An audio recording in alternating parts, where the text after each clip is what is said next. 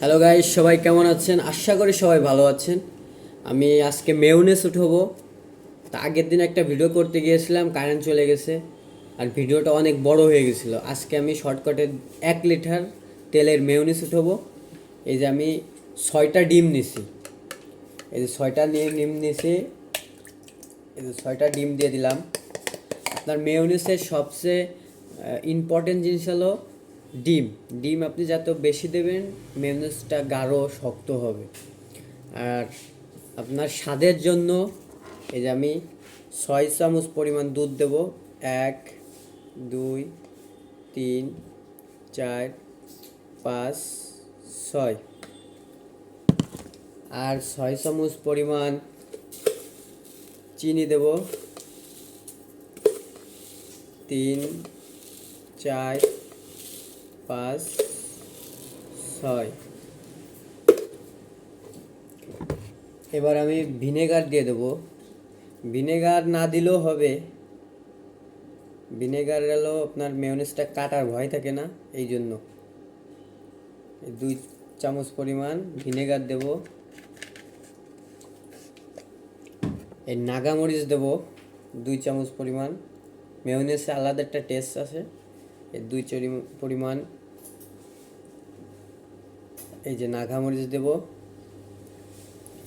এবার আরও কিছু অ্যাড করা যায় ইচ্ছা করলে, যেরকম সাদা গোলমরিচের গুঁড়া, তারপরে জেলি, এইসব ইউজ করা যায়। তো আপনার আমরা এইগুলোই দিই, আর কিছু না। এবার আমরা তেল দেব আর বিলিন করব, আমাদের কাজ শেষ। আর সব সময় ইনটেক তেল রাখতে হবে, যেরকম এইটা হলো মাছরাঙ্গা, তারপরে বসুন্ধরা, ফ্রেশ, এসব ইনটেক তেল ছাড়া মেয়োনেজ ভালো উঠবে না। এমনি সয়াবিন তেল দিয়ে যদি ওঠেন, পাম অয়েল, তাহলে মেয়োনেজটা গন্ধ কবে, মেয়োনেজটা ভালো লাগবে না।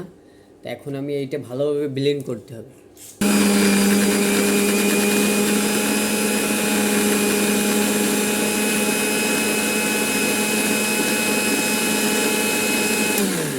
ভালোভাবে ওই ডিমটা ওই সব ব্লেন্ড করে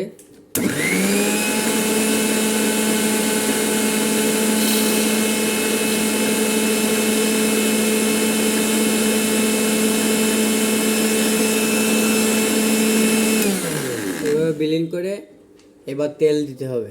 এবার আমি তেল দিয়ে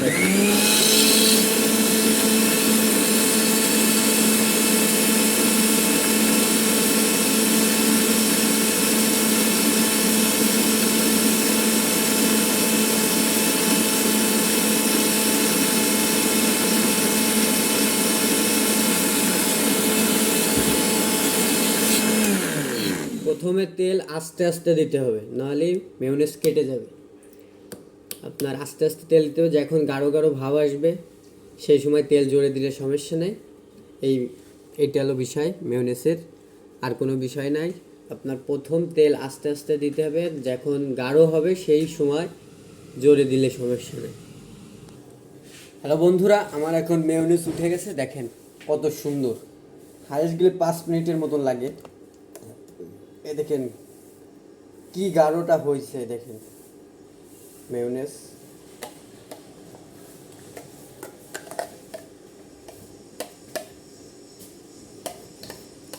কি সুন্দর গাঢ় হয়েছে। ঠিক যে আপনার বিলিন্ডার কার কীরকম এটা দেখতে হবে, বিলিন্ডারে পাওয়ার লাগবে, তাই ছাড়া এরকম ভালো হবে না। আর খুব আস্তে আস্তে দিতে হবে প্রথম দিক, পরে যে জোরে দিলে সমস্যা নয়। আর বিলিন্ডার যদি পাওয়ার কম থাকে তাহলে আস্তে আস্তেই দিতে হবে। এই পর্যন্ত ভিডিও সবাই ফলো করবেন, পাশে থাকবেন। সহজ।